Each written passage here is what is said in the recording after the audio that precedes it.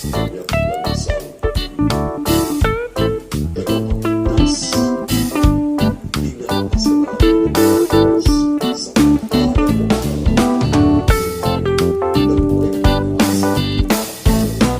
upang maging bahagi tayo ng sakripisyo ni Jesus. We always embrace the cross of Jesus, the cross of our lives, with faith in Jesus. Magbabalik po ang palatuntunan ni Dr. Love sa Teleradio. Simula pa lamang po yan ngayong araw ng linggo, ika-4 ng buwan ng Setyembre. Ang tabayanan niyo ang pagbabalik ng Dr. Love at ang liham kasaysayan na ating tatalakayin sa ating pagbabalik. Don't go away. Heart to Heart with Dr. Love.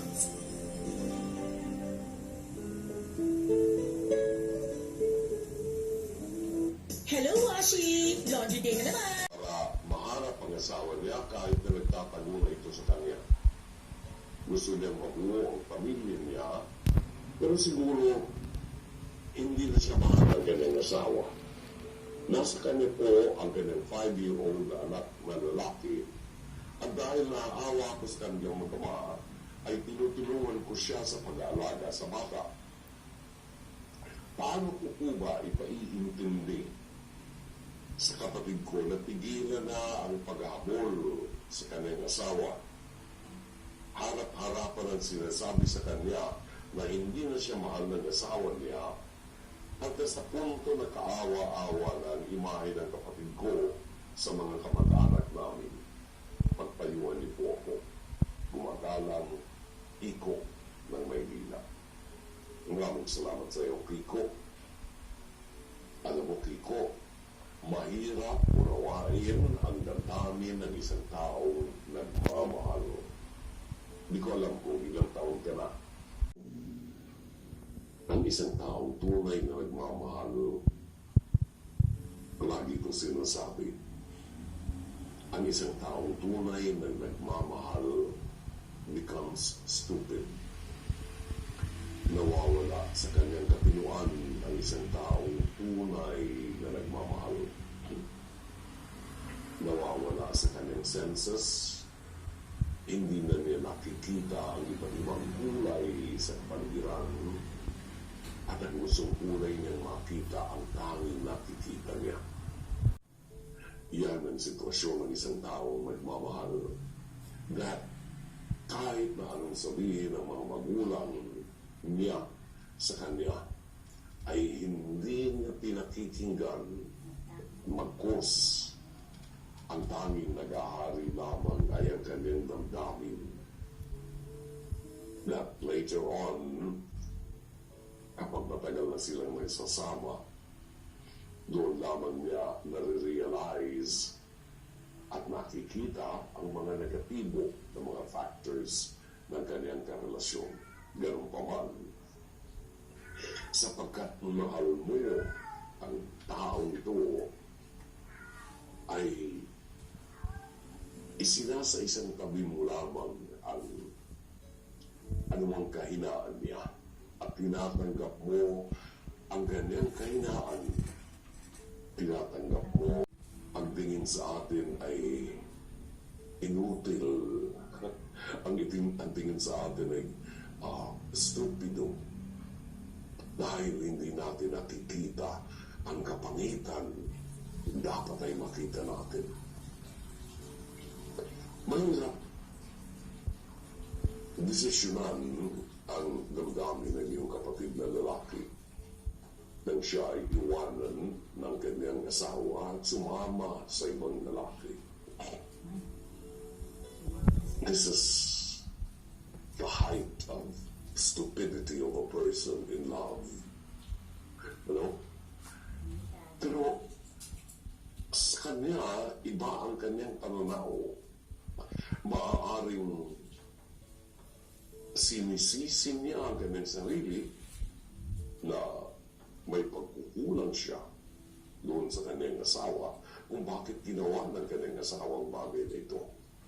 Sa mata ng mga taong nakapaligid sa kanya, ang sinisisi ay ang asawa niya. forgive everything. Forgive and forget, which is the true essence of love. Now, kailan, Brother June, malalaman ng kapatid ko dahil kaawa-awa na siya? Sa paningin ng kapatid mo, hindi siya kaawa-awa. Sa paningin ng kapatid mo, he is madly in love with a wife that he is willing to forgive.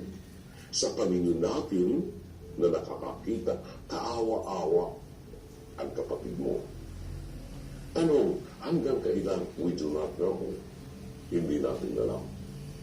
Maaaring mapadali, maaaring mapagbago natin ang takbo ng kaisipan ng iyong kapatid kung patuloy kayong magkakaroon ng komunikasyon. Yung paraan ng pakikipagkwentuhan mo sa kanya ay hindi paraan na ipinipilit mo sa kanya yung gusto mo at ang nakikita mo. Siguro ang paraan ng pakikipagkwentuhan sa kapatid mo ay bayaan mong maramdaman mo yung nararamdaman niya para malaman niya na nauunawaan mo siya.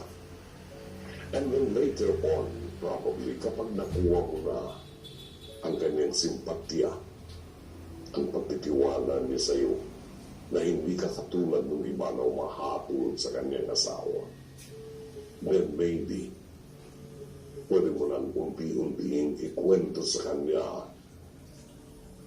na maaari na niyang tanggapin ang katotohanan na wala na yung kanyang asawa and that he needed to move on. Minsan kailangan na bigyan natin siya ng time para ma-digest niya yung sitwasyon niya. Para yung mga tao na may depression, ayaw makipag-usap sa iba dahil hindi sila mauunawaan, and so they end up staying in their room, in the rooms na walang kinakausap, and that makes it even dangerous. Kaya kailangan nyo kwentuhan, pag-open up. Maybe that's the only thing you can do for now. Bayaan mo magbukas siya sa iyo, magkwento siya sa iyo. Bayaan mo mabuo yung pagtitiwala niya na pwede siya magkwento sa iyo dahil mauunawaan mo siya. And when he begins to start telling you stories, kung ano yung nararamdaman niya, ano yung nasa isip niya, ano ang plano niya, then pwede ka ng unti-unting magbigay ng mga opinions